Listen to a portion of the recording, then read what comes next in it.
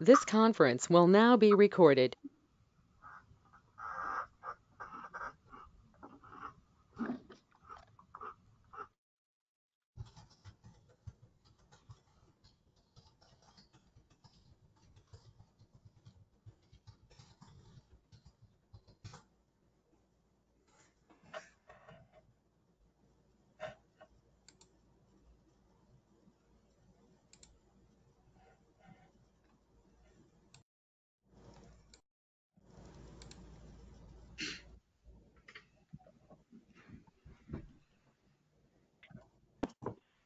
Okay. So welcome everybody. Sorry, I had myself on mute and was not even aware. Okay, so a couple of housekeeping items before we get started. We are recording the town hall, so if you're not speaking, please mute your phone. The recording will be available on Basecamp. And if you want to ask a question and you don't want to speak up, please use the chat function. Now, this is the CureGN Town Hall for November, and we are going to be covering the DPR training today. So we're going to have Kelly do the introduction, and then Laura Mariani is going to give us some information on why we're using the DPR. And then Kent's going to give us a link demo and training, and then myself and Laura Barasoni will go over the map, and then we'll have some next steps, and then questions. We have a lot to cover in a little bit of time. Kelly? Thanks, Melissa. All right, I'll try and get us going on schedule. So this first slide, I just wanted to give everybody an introduction and point out some of the things that are the same in terms of when we were collecting pathology material for Cure 2 years ago. We stopped, and so some things will be the same and some things will be different. So this is just to give everybody a little bit of context. We are still collecting biopsy reports, EM images, and glass slides. We are no longer collecting IFs. And also the biopsy report will no longer be going to what we call the DPR. It's just going to stay in link. So those are a couple things that are different. We will still be de-identifying materials before they go to the DPR. One thing though we're doing now is that we're kind of doing what we call a double de-identification. And so we're going to use something called a biopsy ID rather than the 3-3 study ID or the newer 4-digit study ID. If from a biopsy report standpoint, if you've been enrolling in Cure, the process for the biopsy reports is the same, except you're going to label it with the biopsy ID now instead of the study ID. Our glass slide labels are a little bit different. They're no longer study specific, though they're just still barcodes. And a big thing is that we're QCing all of these materials for de-identification before things actually get anywhere near the DPR. So if we find a problem with the biopsy report, you'll be contacted within a couple days. If we find anything in the EM images, we'll contact you within a couple days. So there won't be questions, 3 weeks after you mail something. It'll be pretty soon after. And while hopefully you're still in it and you know what you just did, it's fresh in your memory. The third thing is that the glass slide barcodes are still going to be linked in GN Link. So just like you do the other biosamples, they're going to be shipped in GN Link, how you indicate that, and physically sent to the scanning facility. A couple differences is that we're no longer using CDs. So the EM images will just be uploaded directly into Link, kind of like the biopsy reports. We're going to provide you some cork-lined slide boxes for when you ship to the scanning facility. And the new scanning facility can handle thousands of slides. So there's no longer kind of what we call the traffic cop telling which sites to ship slides when. All right, and then the last thing is that the images will, once they're in the DPR, they will be viewable to pathologists via a third-party software. The good news is that Halo Link has additional features for pathologists beyond what the previous version did. And so hopefully that will be helpful to our pathologists. And yes, sorry, Laura, QC, quality control. Sorry, I get used to speaking in short things, EMs and IFs. So there, handy reference guide, thank you. All right, here's just a high level workflow that is sort of how the whole system fits together. And so starting sort of in the lower left there with the material at the actual pathology labs, the enrolling center. So you guys collecting that, de-identifying, transferring the glass slides, as well as the reports, EM images. One new thing that we have here is a scan of the glass slides. And so people are going to talk about this, but this is actually once you put the labels on the slides, you actually stick them on a copier and do a photocopy and send us a scan. And once that passes quality control, then you can actually ship the material through Link. So that's just one of our steps there. The EMs kind of get transferred electronically to the image server. The glass slides go to our scanning facility, MPL. Then they get scanned, turned into WSIs or whole slide images. And then those two things together get displayed in Halo Link and are what we call the DPR, which is then accessible by the research folks.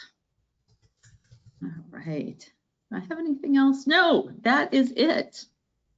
So hopefully we're gonna talk through all those different pieces, but that was just sort of the high level. So, all right, Laura, take it away. Okay, so I feel like anytime we ask you to do a lot of work, you may wonder, is this really worth it? So I thought it'd be worth just taking 5 to 10 minutes to tell you just how exciting the DPR and the related projects that are being done in this area. Just so that when you're like flogging away, calling some pathology lab, begging them to send you slides, waiting for them, all of that work, like truthfully, you're building an incredible resource for the research community. So I just wanted to give you a couple, scientific examples of why this data is so unique and potentially so powerful. Okay, so is it worth it? It's a rhetorical question. Okay, so just remind you of like a clinical case. So these are two patients of mine. They both have this disease called focal segmental glomerulosclerosis. And patient A is a young man. He was born in the Philippines, completely healthy. At age 20, he showed up with tons of swelling. His kidney function was pretty much okay. We gave him a medicine called tacrolimus. The disease went completely in remission, but he would like lose his health insurance and stop the meds, and then the disease would come right back. But we'd put him back on the meds and he'd do okay. Whereas patient B, this is a young woman, also in her 20s, around a similar age. She shows up with swelling, but her kidney function is terrible by the time she shows up. And we tried drug after drug after drug, and none of it worked. And then she eventually started dialysis. And the problem is that both of these patients on their kidney biopsy, they have the same lesion. So they have a scar in their kidney on the filter of the kidney. And so they get labeled with this diagnosis called focal segmental glomerulosclerosis. But as you can see, the like clinical trajectory can be very, very different. And so this is why the whole point of CureGN, honestly, but the pathology is this really great resource where there's clearly so much more information that we're not harnessing. So on the next slide, this is, sorry, Laura Barasoni, just cover your ears. So this is how I view glomerular disease pathology. Biopsy is standard of care for adults. So when adults come in and they have protein or blood in their urine, we do the biopsy, and I sit down with my pathologist and they give me this great tour of the biopsy. Oh, look over here, see all this. But in the end, when they label the patient with the diagnosis, they're using a very limited set of features, and those features can look very different patient to patient to patient. And so that often leaves me with this unsettled feeling of like, what does all this other information actually mean for my patient?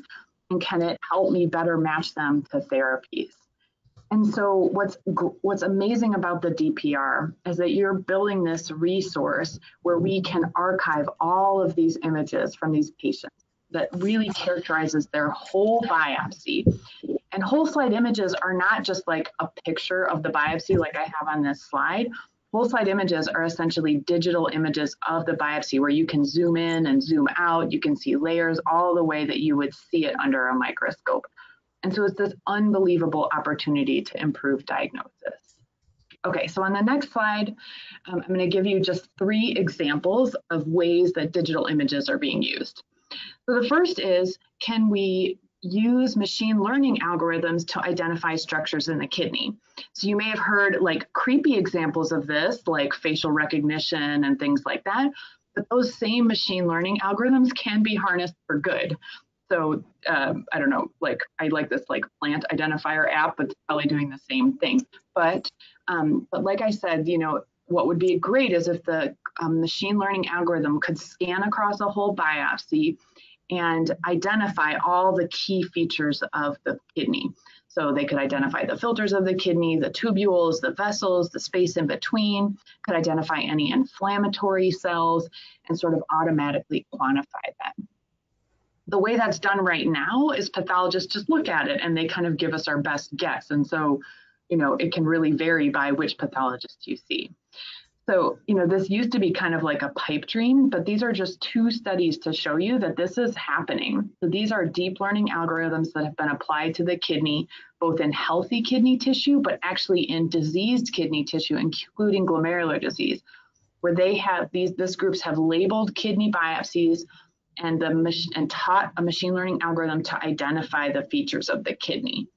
You can see in these, they make these really pretty pictures where they look at the tissue, and then the machine kind of color codes everything, making it easy to identify all of the structures in the kidney. Okay, on the next slide is my second example. Okay, so what's important is that we want the machine learning algorithm to not only identify structures, but then to characterize them. So to say, oh, is there too much scarring? Or is there, you know, can you count all the inflammatory cells? Can you tell me how thick the vessels are? That kind of stuff. And then the machine can see things that we can't see. So our visual cortex processes images differently. Like, remember that whole like blue dress, gold dress thing? Like that should bother you when you think about pathologists looking at an image. The machine doesn't do that. It looks at it the same way, machine to machine to machine.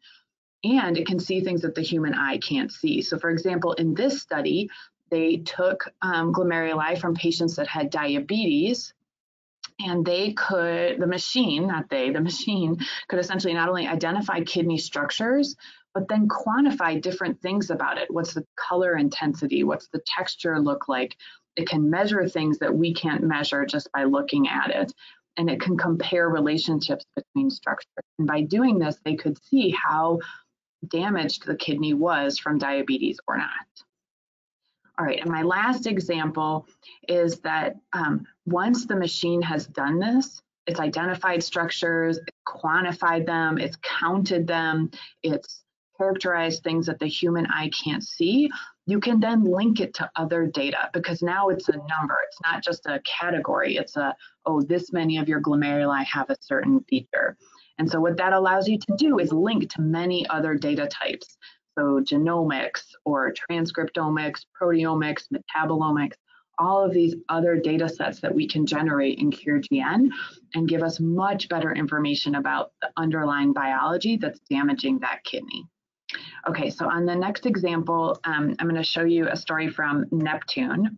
So many of you either also work on Nephtune or know about this study, but essentially Nephtune is a study where we enroll patients at the time of kidney biopsy. They have minimal change, FSGS, and membranous nephropathy.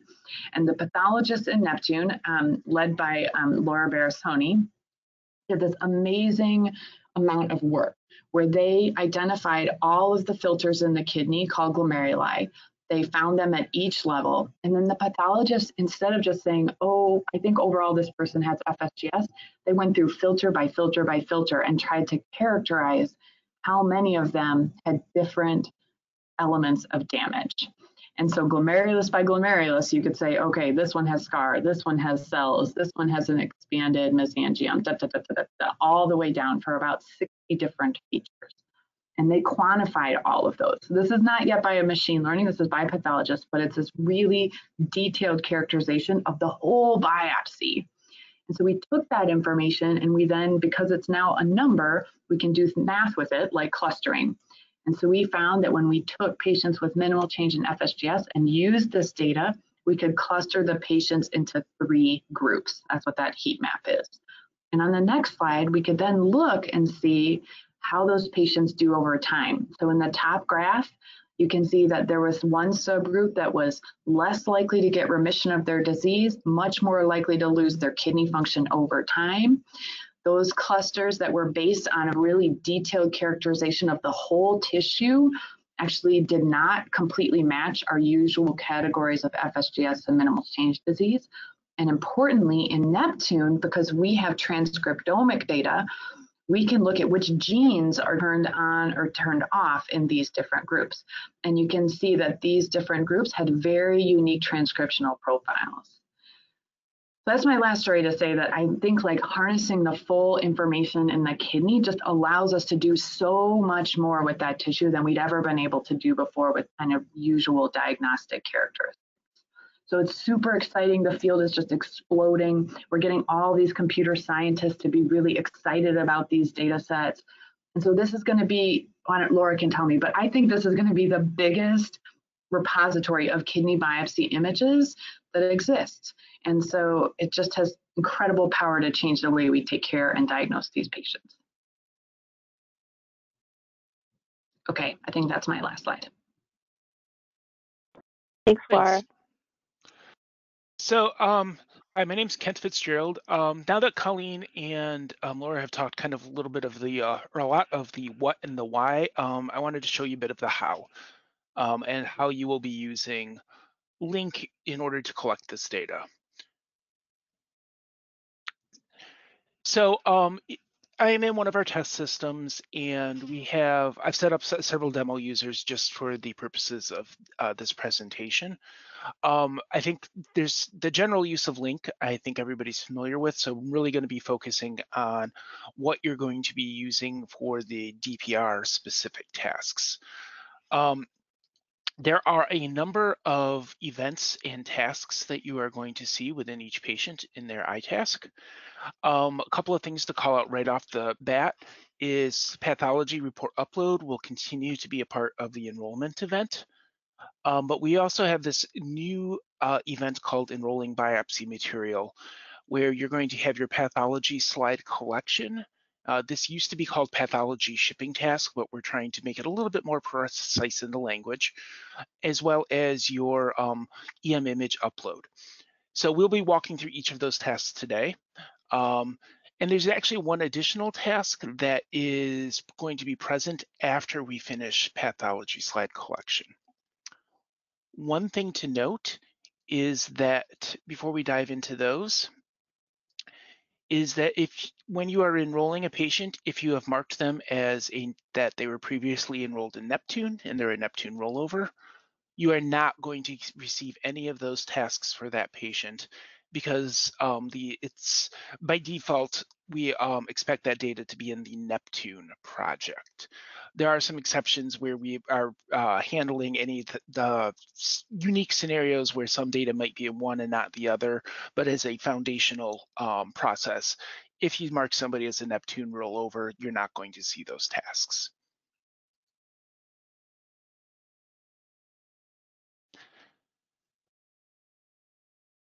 So for the pathology report upload, you are going to see on pretty much all of these forms that we're going to be looking at this biopsy ID. The biopsy ID, as Colleen mentioned, is this double de-identified ID, so there's not really a notation of what study it's from or what patient. That ID is going to be unique to a specific biopsy. So it may be an enrolling biopsy down the road. It could be other types of biopsies or subsequent or archived biopsies. But this way you have a single ID that's going to be tied to all of the assets for that biopsy. For uploading your pathology report, this should look very similar to what has been historically. You'll click on Upload Files, select Add Files, go ahead and grab your pathology report. For the purposes of this demo, because we don't want to use any patient data, I'm using one of my daughter's worksheets, and then upload it. And you can see that you'll go ahead and have the original file name. You can enter a description for it. You can also download this and replace the file.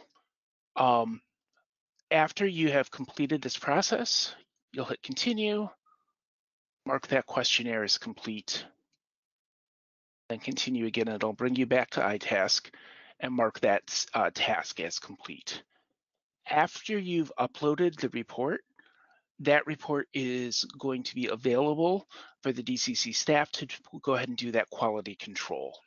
At that point, if there are any problems with the pathology report, like they found some information that was not properly de-identified, they'll go ahead and send you a notification outside of link, probably an email, to what needs to be remediated so that you can re-upload it. We'll jump to EM image upload because this is very similar. Again, you have your biopsy ID, which is the same for the patient, and this biopsy event. You'll just answer the first question of whether they were obtained, upload the files. You can upload up to 50 EM images if you have them. For today's purposes, we're just going to be uploading a single file. But if you do need to update multiple files, you can go ahead and control click to select multiple, or shift click in your file selection window to select multiple there. And if we upload that, you can upload all of them at once. You can also delete these if you've accidentally uploaded a wrong copy. You'll just click remove this row permanently and hit remove. Oops, sorry, I clicked upload files accidentally. And you can continue on that. Just like with your pathology report upload, you're going to mark the questionnaire as complete. And once you've done so, those EM images are going to be available for the DCC staff to perform that quality control on as well. And that's just, again, to make sure that everything is of a consistent type and that it is properly de-identified. And then the last task that we're going to talk about today is this pathology slide collection. And this is certainly the most involved. Actually, I'm sorry, this is not the last task. Once pathology slide collection is done, an additional task is going to be made available to you that we will walk through.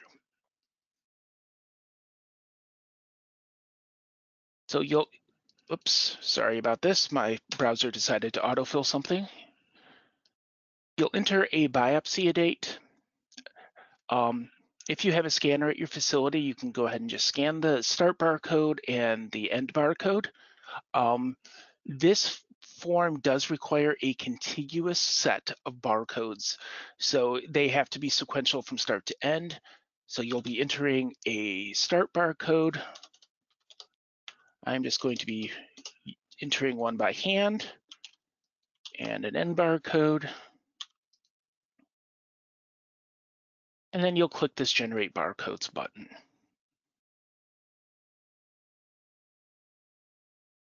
That is going to populate the grid. We do have a list of stain types, a fairly expanded list of stain types. If you do not know the stain type at all, there is an unknown option. Or if it's a stain type that is not in this extended list, you can select Other Specify and manually enter the stain in this field. Your stain type is required. And if we mark all of the rest of these as collected via the collected button, you'll see that it's going to actually notify you that stain type is required.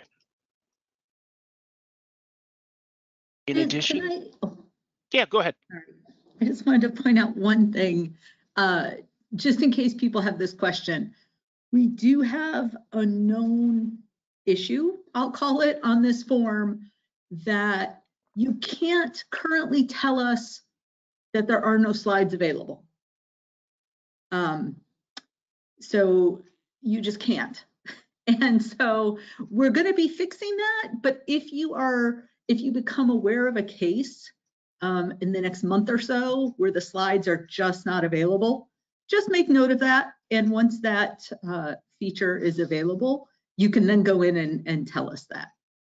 Okay, so that's I have a question. Oh, sure. Yeah, so that's definitely the case for a lot of my patients. A lot of their biopsies were done in 2015. So, and I know they don't have any pathology slides that they sent in.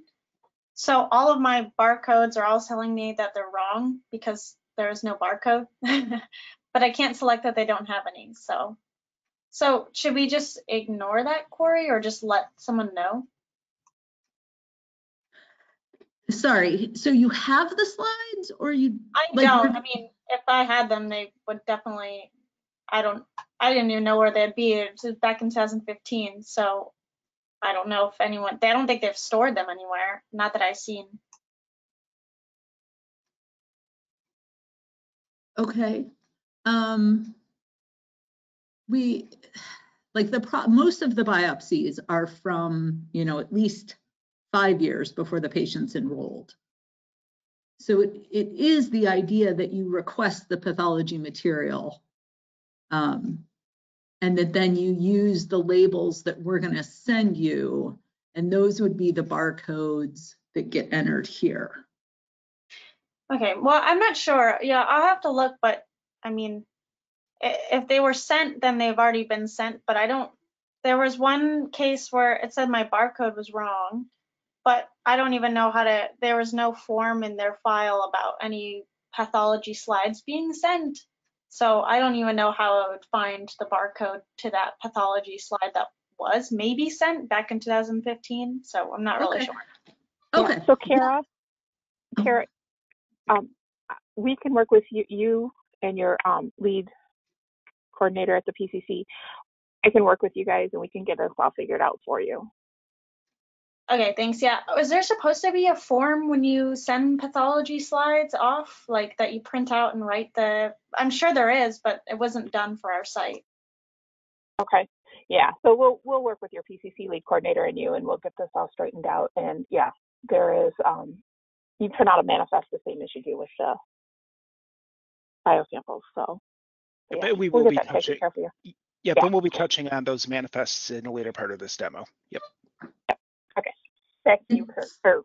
Oh, sorry, I have one more thing. Sorry. Just to sort of, is that we, as part of the move of the DPR, if you will, we have identified patients who, some of the patients, they're essentially done.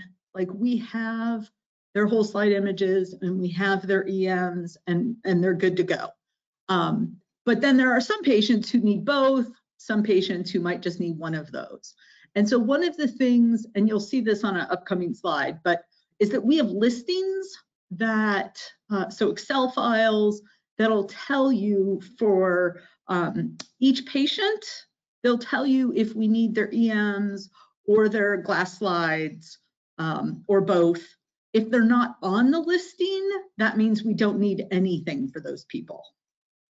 Okay, so when you get your listings, you can really look and see, oh, I only need, patient 1 and 18. And again, if they're not on the listing, then they don't need anything. So hopefully that'll also help with who we're trying to track down. Okay, Ken, I will be quiet. Okay. So yeah, in addition, once you've linked your barcodes in here, again, you're going to enter look at how many slides you have and figure out, it's like, okay, what's my start barcode and what's my end barcode? Enter them in here, hit generate barcodes, it'll populate this grid. One new field that you won't have seen before is a sample level. This is for you to be able to actually manually enter the sample level for the actual slides. And we are on a demo site, so I apologize, or a test site, so there's other things going on there, but you can go ahead and manually enter those sample levels here.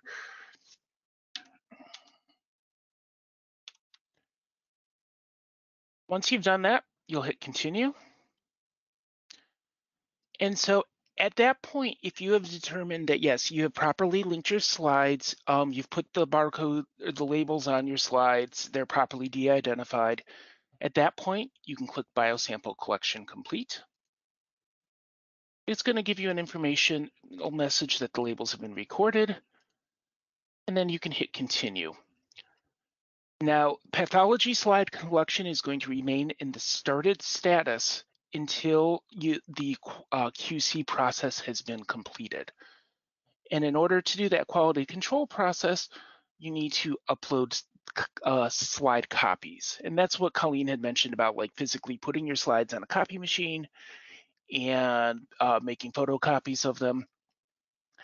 In this case, again, you can do a multi-select.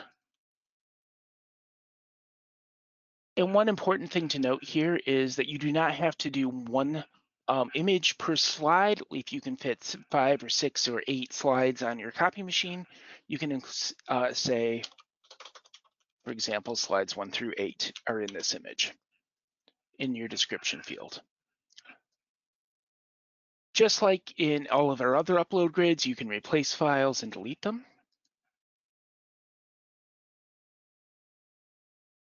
Once you've done that, mark it as questionnaire complete, and then it's going to go off to the DCC staff for quality control.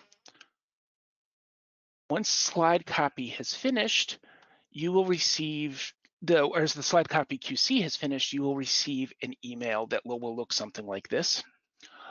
It's going to be to give you the ID of the subject, inform you that the slide copy QC has been completed, and that it's either a pass or fail status. In the case of a fail status, we'll talk about that in just a moment, but it will give you also the information that the quality control staff have entered for what are the issues. So it might say de-identified as no, and then there'll be the quality control staff will go ahead and enter what the issues were with the de-identification. Same with if it doesn't appear to be of a consistent issue type or tissue type that there's some confusion about or some concern about, the information will be posted in here and included in the email. So because we're not actually going through the QC process today, I wanted to show you a couple of different scenarios here. In the case of a failed QC, we might say that, okay, my pathology slide collection was started, but an issue was determined. They determined there was an issue with this barcode in this slide. If you need to regenerate and reuse new barcodes or use all new barcodes, because again, you do need a contiguous list of barcode numbers. For example, if you've already used barcode, the next subsequent barcode, you may need to delete everything in this grid and then enter your barcodes that you're using to replace them. But maybe you've just gone ahead and said, oh, actually, no, in this case, I just needed one extra one. I'm going to regenerate them. And then this was the one that was a problem, so we'd actually discarded that one. And then you can re-enter the data here. We are continually looking at ways to optimize the process, and we may have some further enhancements down the road if it seems practical and needed. But hopefully this won't be a common scenario because everything will be properly de-identified up front.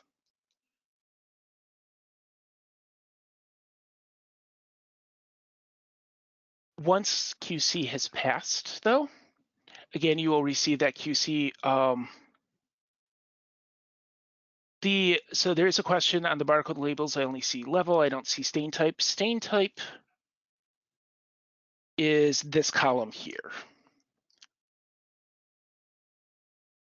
Oh, on the labels themselves. I believe that is the case, correct? That the stain type is not on the label themselves, but just in link.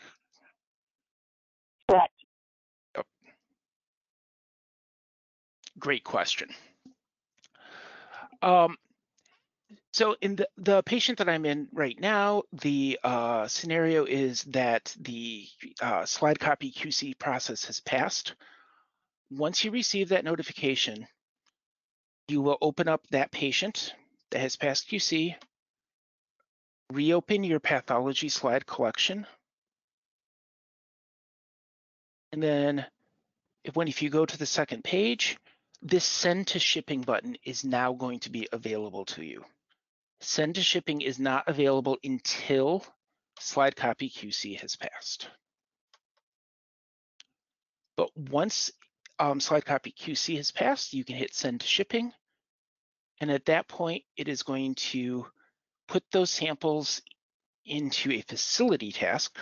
So I went to facility tasks up here, and now there is a new event called shipping scanning facility. This shipping scanning facility is not a one-to-one ratio of 1 per patient. It's going to be just any that are queued up to go to the scanning facility. So you may have 100 slides that are going to the scanning facility with multiple subject IDs within this single facility task. My browser has gotten very aggressive with trying to autofill. Sorry. Into here, it's going to pre-populate your destination address. It's going to be a little bit more expanded than this one. This just isn't updated for the actual destination facility. That is going to be included in production. But in this grid, you can click the shipped button to mark everything as shipped if everything in this list is available. Select your carrier,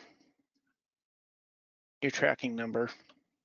I'll just put in a very, very fake number and the date of the shipment.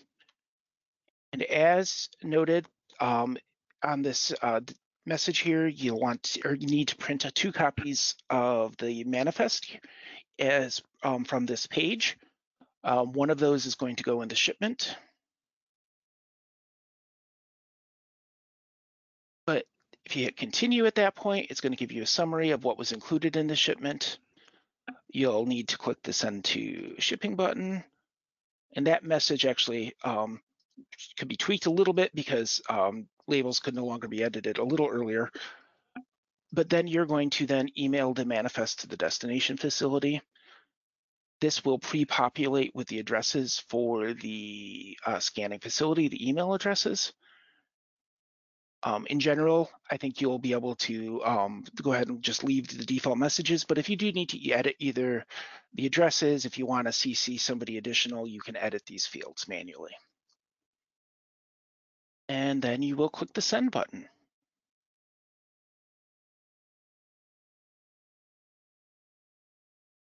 Once you continue, that's going to go ahead and remove the, that in this case, it's going to remove the shipment event or task rather from this page because you've completed the shipment for all items within that task. You'll ship it without whatever your provider is, your carrier, and you are going to include a return label that the scanning facility can just put on the shipment to return them to you. Once the scanning facility has completed the ingestion or the scanning of whole slide images, they are going to ship them back to you, and you will see another receiving facility event where you can go ahead and just receive those samples. You should be able to just hit either received, meant that they've been received intact, or missing or broken if anything is there or not there. Go ahead and mark your receiving date and then complete the receiving. And that is the end of my demo. I think we're just about on track for the schedule. So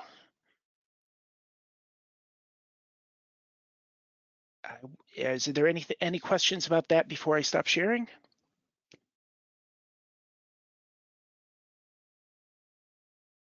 Great.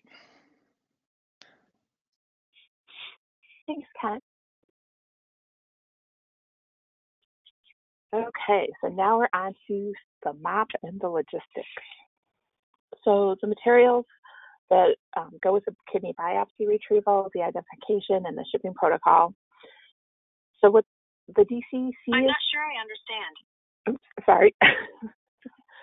The items provided by the DCC will be training materials, the bar-coded labels, and these are new labels for Cure 2, so any that you have from Cure 1 has to be discarded. Course-lined slide label boxes for shipping the slides to and from the scanning facility. We're also sending you a thin piece of padding to go inside the glass container, to go inside the box to kind of pad the slides. And it's actually going to be bigger than what the box is, so you can fold it if you have like just a few slides in there, so to give it more cushion. And then of course access to GN Link. So the things that are going to be provided by your site or the PC are all the pathology material for the enrolled participant, and a thin width Sharpie or permanent marking pen for writing on the slides, labels, a wide label Sharpie for de-identifying any hard copies of the path reports, and then the padded envelope for mailing.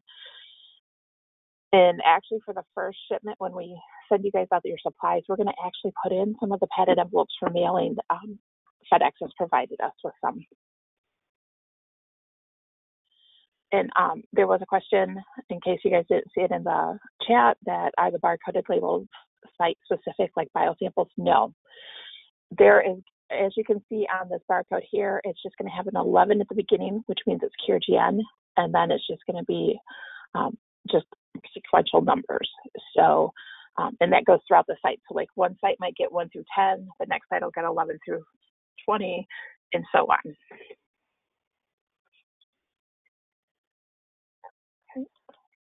So this is the pathology workflow. This is a new diagram, and it is in the map. It's an appendice, and it just gives you an idea of this from when you enroll a participant, to de-identifying the biopsy report, uploading it, what the different steps are after that, and then going down to doing the EM images and the slides.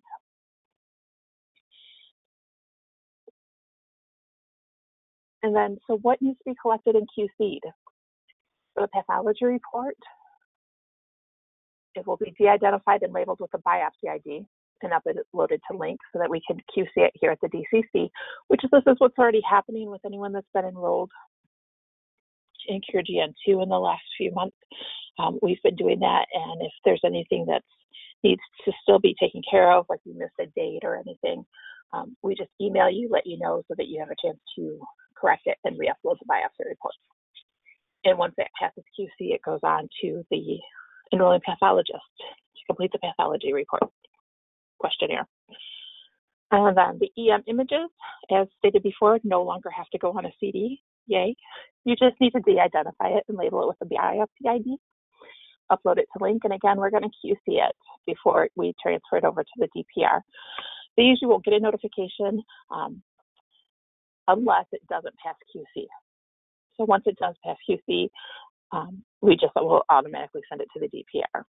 So no news is good news with the EMs. The glass slides, you're going to label it with the new labels, and make sure to put in the levels, and then you're going to make a copy of them, and then upload that copy to Link so that we can QC that. Once it passes QC, you will get notification. If we need you to relabel them for any reason, we'll let you know. So you want to make sure that the slides, the new labels are a little bit shorter than previous ones because there cannot be anything hanging over the edge of the slide. So that's one of the things we'll be looking for. And then the whole slide images reviewed in Halo Link before they're made available to the users. And that's the QC process. Again, the central QC, which is going to be happening at the DCC for de-identified glass slides, EM, and pathology reports. The de-identified pathology reports uploaded to GN Link as well as the EM images, and then a copy of the glass slides that you want to either use in a scanner or a copier. You put them face down, make a copy, and then upload them to Link. Okay. And all of this information, because I know it probably feels like we're giving you tons of it right now, but is in the new updated link manual, which will be released at the end of this week. So does the new biopsy ID need to be added to the CureGN biopsy reports uploaded to the link and not sent to the DPR yet?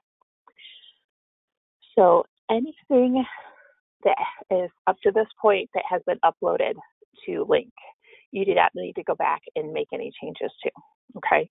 This is just going forward is when these processes have to be put into place, okay? So good question. Okay, I'm going to turn this over now to Laura Barasoni, who will go over the de-identification. Hi, everybody. Did you turn over to me the control too? Or we go like, okay. Yeah, I could just do it for you. Oh, okay. So, so we'll talk about what needs to be collected, most importantly, what needs to be de-identified and how do we do that. And this is obviously very critical, not only for HIPAA, to avoid HIPAA violation, but also study protocol violation. So what needs to be collected and de-identified? The pathology report, which should come to you either as a PDF or a hard copy. I would strongly encourage everyone to get a PDF, much better. EM images, there should be digital images. And glass slides. What type of glass slides do we receive?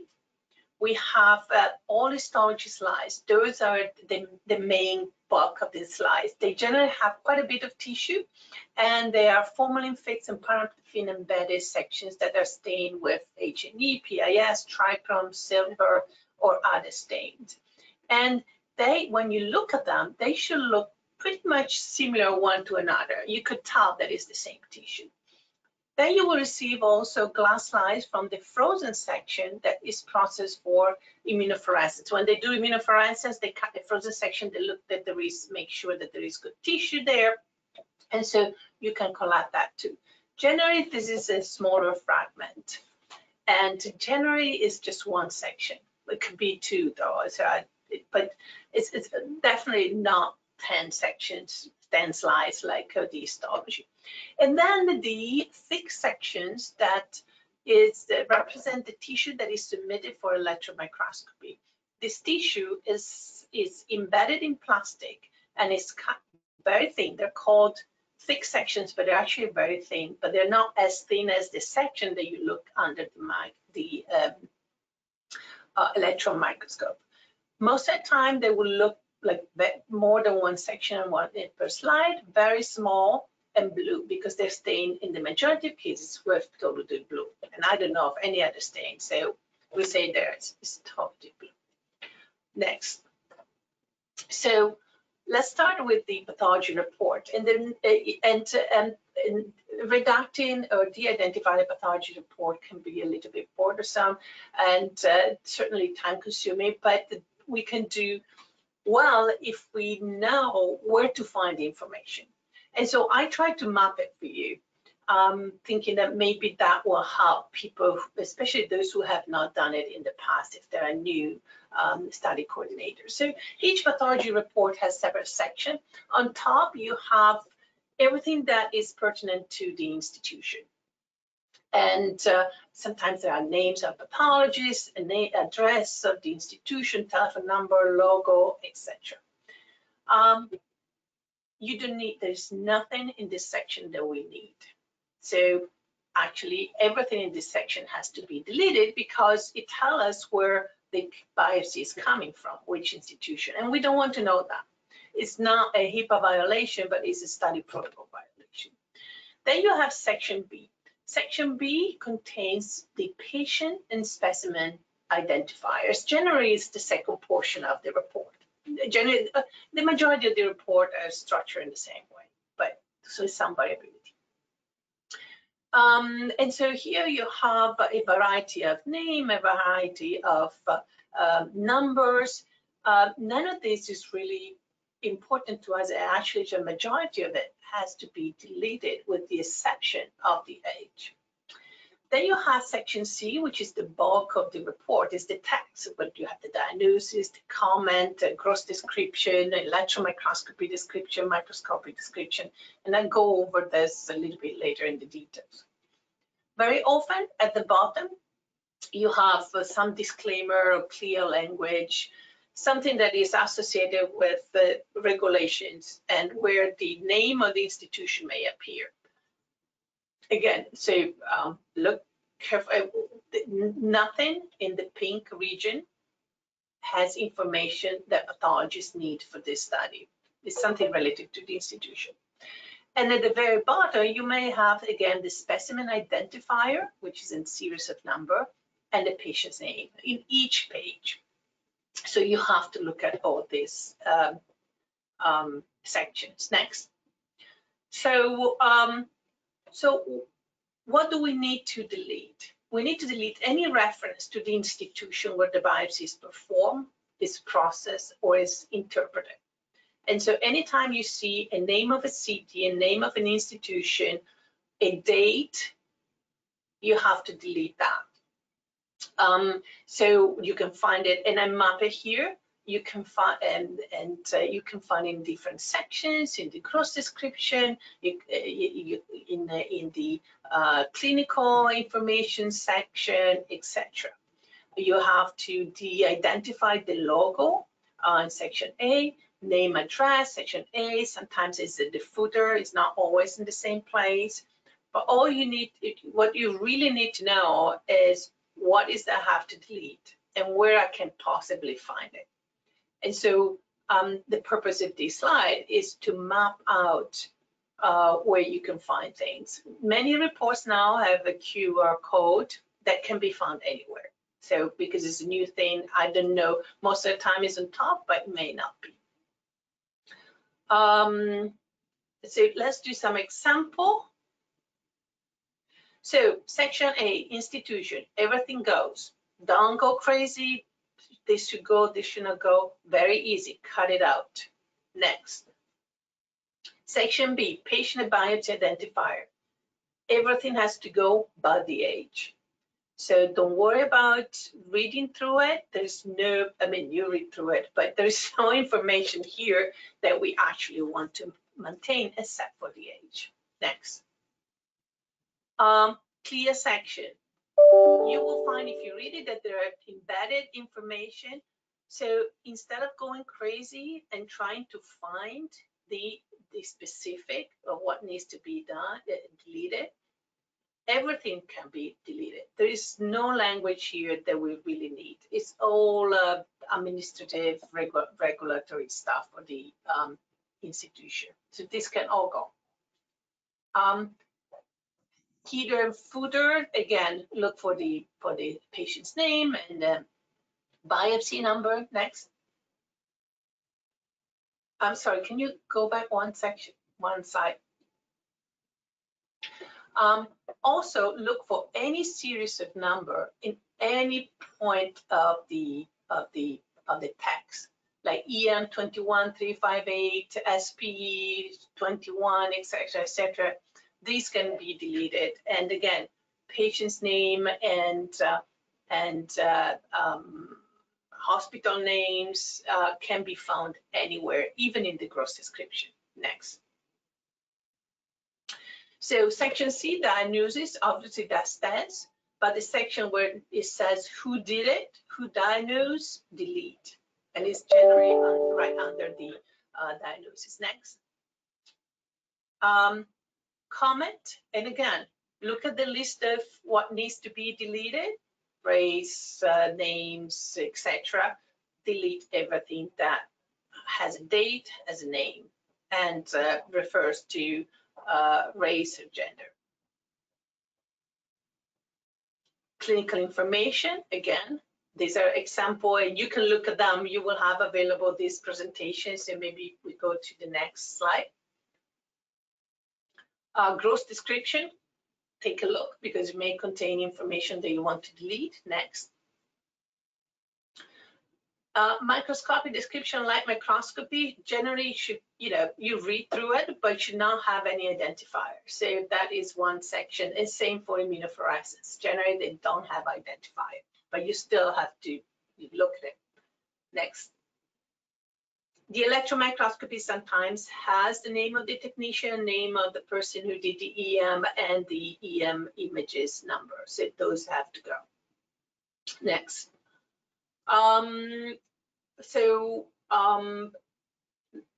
I think that we have some slides that have been hidden. Can you move forward?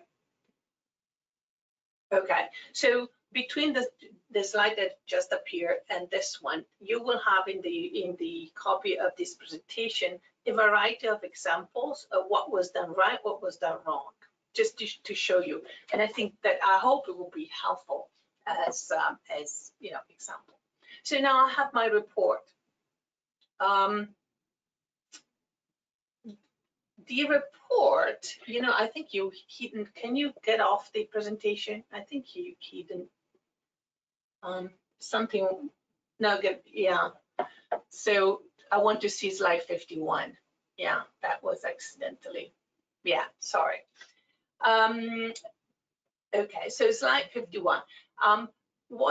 Deleting information in the report. So the report can come to you in two ways. As a oops. Can you go back one? As a PDF or a Microsoft, as an electronic report, as a PDF or Microsoft document, or as a hard copy. So electronic pathology report, try to do that. If you have a PDF, save it on your computer with the patient's initial _ path _ report as a PDF. If you have and then you can transform the PDF into Microsoft document if you want to. So you open a PDF pathology report, you open a blank Microsoft Office document, and then you select all, copy, and paste into the Microsoft. Select all from the PDF, copy, and paste into the Microsoft document. So if you are more comfortable using a Microsoft document to do the redaction, you can transform the PDF into the Microsoft document. And then you save it again with the patient's initial _ path _ report. So everything that you save has to have an underscore, not a dash. Just remember that. If you have already a Microsoft document, just save it on your computer with patient's initial _ path _ report.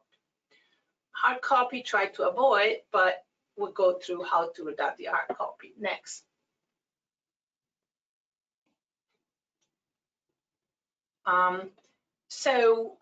If I have the PDF of the pathology report, how do I redact it? So you go to the tool page on top on the PDF and choose the redact icon. Select text to redact. Click mark for redaction for the from the redact ribbon. Click on text and images. Select the text or the portion that of the pathology report that needs to be redacted. Click on apply from the redact ribbon. Click on OK and yes on the pop-up if you have selected the corrected information to redact. You should have a pop-up. And save the document.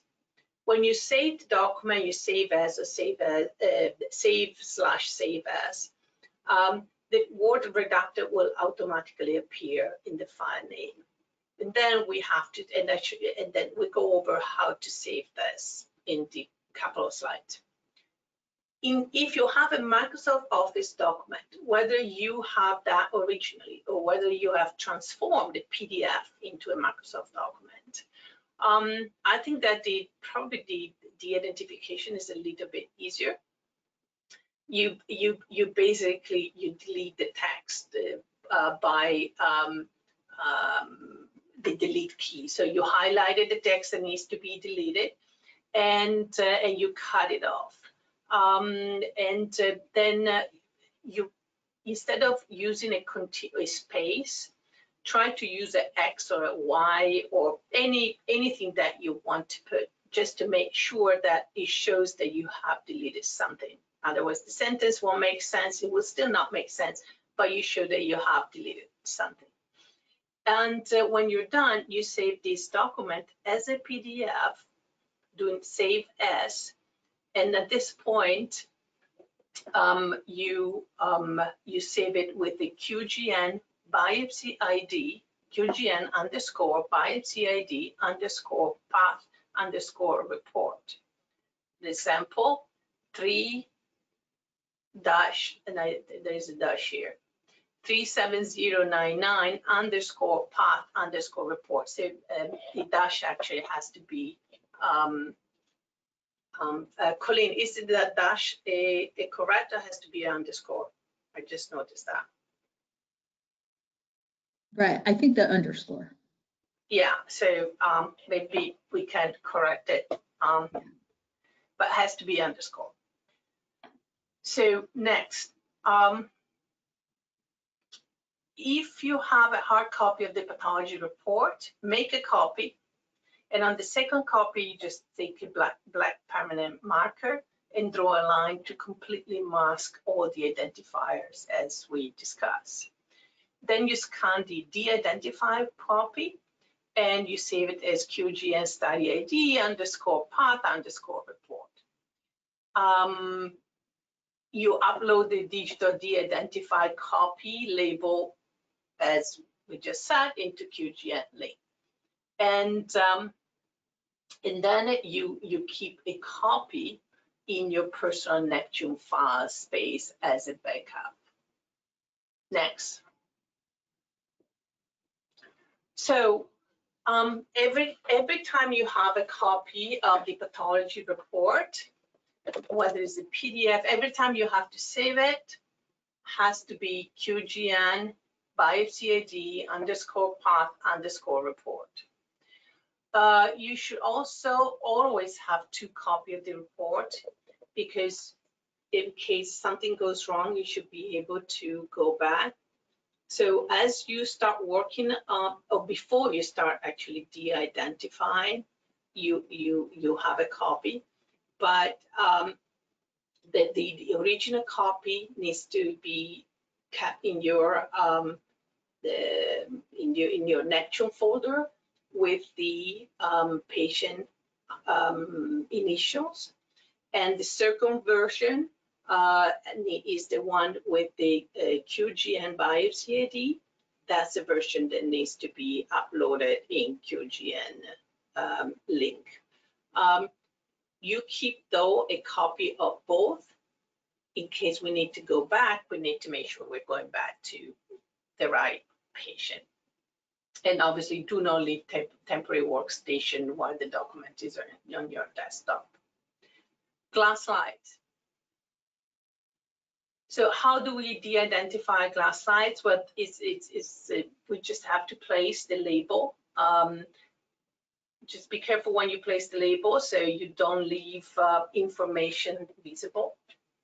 I think that the challenge is to add the manual information, which is the minimum, the level. So each biopsy has multiple levels. The biopsy is cut throughout the paraffin block. And we make a note in the original label of the slides, and you will often see it as a whole number, 1, 2, 5, 6, 8. Generally, they're not consecutive, because we don't take every slide, we don't stay in every slide, we stay number 1 and 2, and then we leave a couple of blanks, like 3 or 4, etc. Sometimes it has a letter, A1, A2, A5, etc. And sometimes has a letter with a number plus another number. Again, the best way to do this is talk to your local pathologist and ask them how they, let them teach you how they label their slides and where to find the information. And then you have to transfer that information on the cover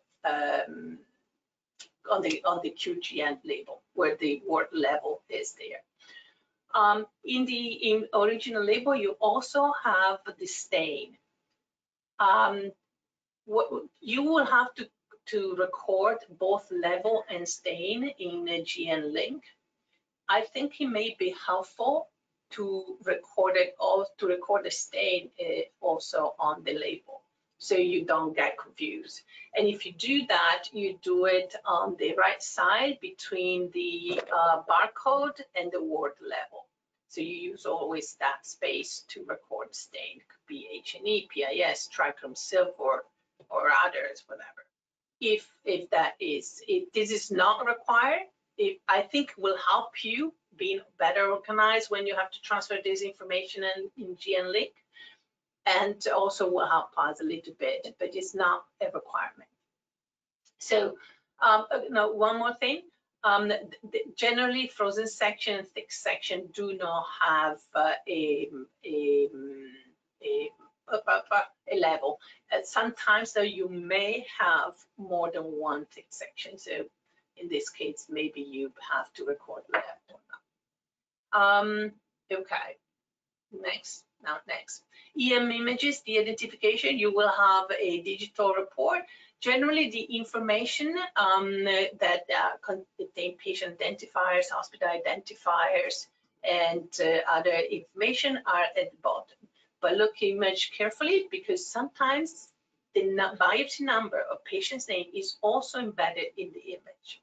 But let's say the majority of cases, I know, for example, NYU has the patient's name embedded in the image, so you have to take care of that too. So look carefully at the bottom. You don't need much of what is at the bottom. What you really need is the magnification of the print. You need the scale and the direct magnification. Every other name, set of number, dates, everything else has to go. So you open the digital image with Paint or similar image adjusting software. You review the image. Next. You identify what needs to be deleted, and again, the name of the patient, medical record, date of birth, gender, sex, racial identification, biopsy number, date and time of the biopsy procedure. It is a date. We don't need dates. Any date has to go. Pathologist or operator's name or site where the biopsy was done. Next. And then from the toolbar on the top, select 2D shape, and then a variety of shape will appear on the right side. Select the one that you like the most, but I would say that the most useful is the square. That's the one that actually works best. Next, for this purpose, and then only the key of the mouse generate a rectangle on top of the information you want to mask. Click on the solid fill, which is on the left, and you can choose any color, white, black, whatever, and release, and you have covered portion of the information you want to delete, and you repeat it, for all the segment that you that we don't need to have on the final image. Next. Then we need to relabel the image. So you go up again on and select the text tool, click on the tool, and then move the mouse in the lower right corner of the image and drag a rectangle by clicking on the mouse and enlarging the box. Once you have drawn the box, then you release the key and type the biopsy ID, the type of image, and the number of image / total number, number of image per total number of images. So for example, is the biopsy ID is 123_321 _EM _1 of 10, 2 of 10, 4 of 10, etc. Next. Done. Thanks, Laura. Question. Okay. So next steps. So we are going to be sending supplies out. The plan was to do it on Thursday. We just got notification that all the slide boxes are may not be here by Thursday. So we will keep you updated. But when we do send them out, we're going to send each site 10 slide boxes that are cork lined, as well as thin foam pads for each slide box, as well as the labels. They're not going to have a purple stripe because I just realized as I was testing it out that the purple stripe does not stay because of the finish on the labels. And then shipping supplies. We did get some padded packs from FedEx, so we'll be sending you those, and they are reusable. So the repository, the DPR, will be able to send you back the slides in the same envelope. And then we are going to release the MOP with Section 6 updated with the pathology and DPR processes. That will be released by the end of this week. We do have some new and updated appendices. The new ones are the pathology flowchart, the research pathology request form. So the form that you can use to fill out to request the pathology cases. A QC checklist. So this is the checklist that we will be using here at the DCC when we go through your reports and EM images and slides. And so you will have access to that so that you can actually go through the checklist yourself to make sure that you have everything.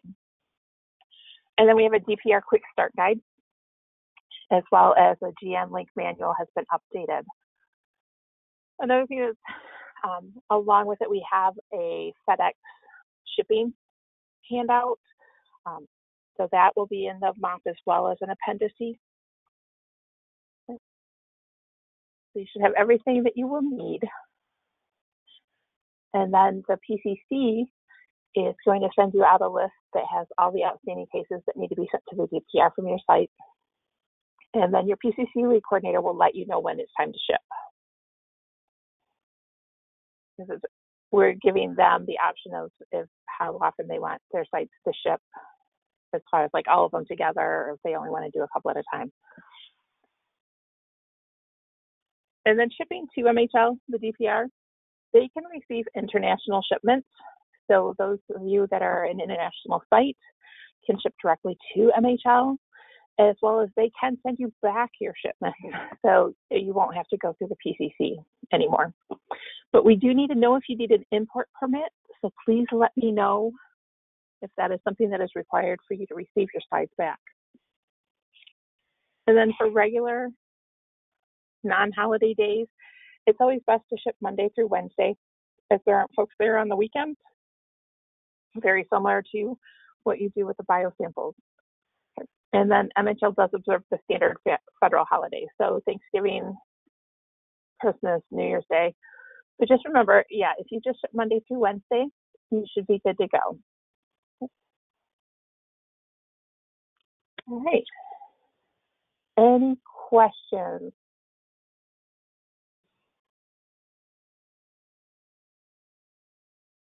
Melissa, we have one in the chat. Yeah, okay, right. The biopsy reports uploaded so far have the patient CureGN ID on each page, so is this fine? Correct. Yes, that is fine. And for the new biopsy reports, you should only label each page with the biopsy ID. Yes, that is correct, Madalena. So anything that's already been uploaded, we're not making you go back and review. We would not do that to you. Okay, great. Thank you. Yep. But yeah, so going forward, once everything's released, you will just be doing the biopsy ID on it, labeling everything with the biopsy ID. Yep. That's a good question, because I'm sure people are concerned about that, but no, we won't make you go back. Okay, any other questions from anybody?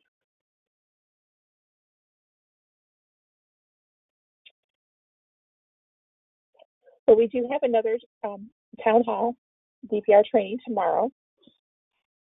Even though you were on today, you're more than welcome to come tomorrow. It is, we'll be reviewing the same content, and it's at 3 o'clock, so it's from 3 to 4:30. And like I said, you're more than welcome to come. Let your other coordinators at your site know, if they want to attend.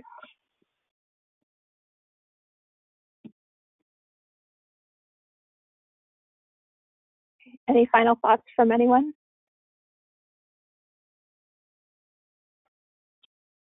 Thank you, everybody, for attending and for helping us get this DPR populated so we can do all the great science that Laura talked about. Yes, definitely. Very exciting. So if you think of any questions after we get off the call, you're more than welcome to just email them to us or to your lead coordinator who will forward them on to the DCC, or bring them tomorrow to the training that we're going to have tomorrow. So, okay. Well, thanks everyone. You guys have been great. And I hope you have a good rest of your day. Bye-bye. Bye, everybody. Bye. Thank you.